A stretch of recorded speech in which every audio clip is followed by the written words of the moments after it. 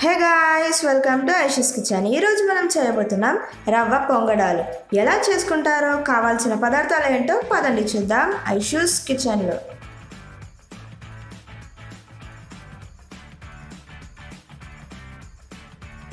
రవ్వ పొంగడాలు చేసుకోవడానికి ఫస్ట్ ఒక బౌల్లో 1 కప్పు రవ్వ, చిన్నగా కట్ చేసుకున్న పచ్చిమిరపకాయలు 2-3,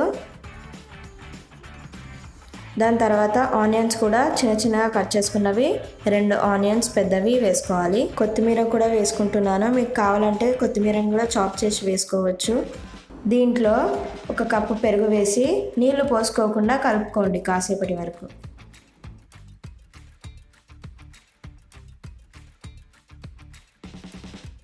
కాసేపటి వరకు కలిపిన తర్వాత ఇప్పుడు కొన్ని నీళ్లు పోసుకొని ఉండలు లేకుండా కలుపుకోండి.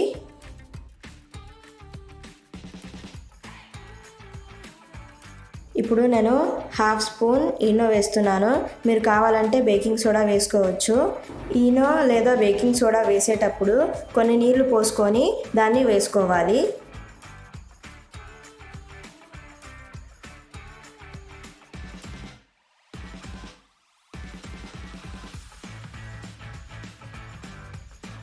ఇప్పుడు తగినంత ఉప్పు వేసుకోవాలి.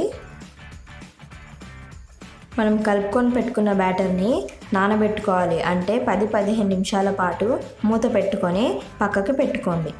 ఇప్పుడు మన బ్యాటర్ రెడీ అయిపోయింది. దీంట్లో తాల్పు వేస్తున్నాను, మీరు కావాలంటే వేసుకోవచ్చు, ఇది ఆప్షనల్.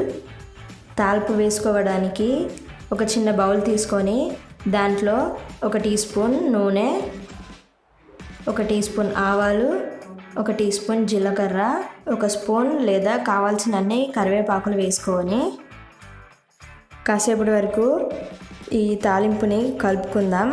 దాని తర్వాత మనం రెడీ అయిపోయిన బ్యాటర్లో వేసేద్దాం.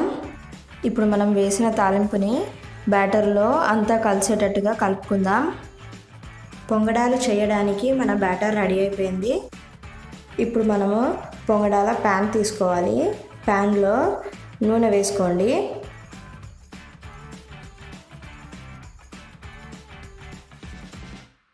ఆయిల్ వేడైన తర్వాత స్పూన్తో బ్యాటర్ని ఈ ప్యాన్లో వేసుకోండి. నేను ఎలా వేస్తున్నానో అలా వేసుకోండి. మీకు ఈ రెసిపీ ఎలా అనిపించిందో కామెంట్ సెక్షన్లో కామెంట్ చేయండి.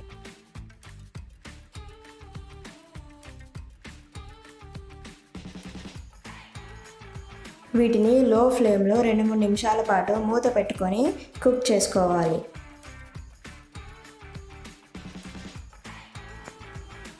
మూత తీసిన తర్వాత ఒక్కొక్కటిగా వాటిని ఫ్లిప్ చేయండి.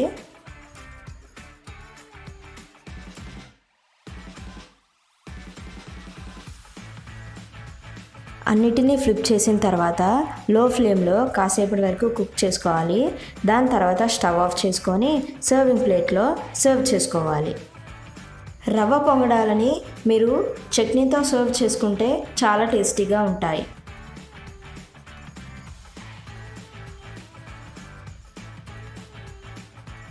మీకు ఈ వీడియో కనుక నచ్చినట్లయితే లైక్ చేయండి, షేర్ చేయండి, మీ ఫ్రెండ్స్ అండ్ ఫ్యామిలీ మెంబర్స్తో సబ్స్క్రైబ్ చేయండి, బెల్ ఐకాన్ని ప్రెస్ చేయండి. మరికొన్ని కొత్త వీడియోస్తో చూస్తూనే ఉండండి ఐషూస్ కిచెన్.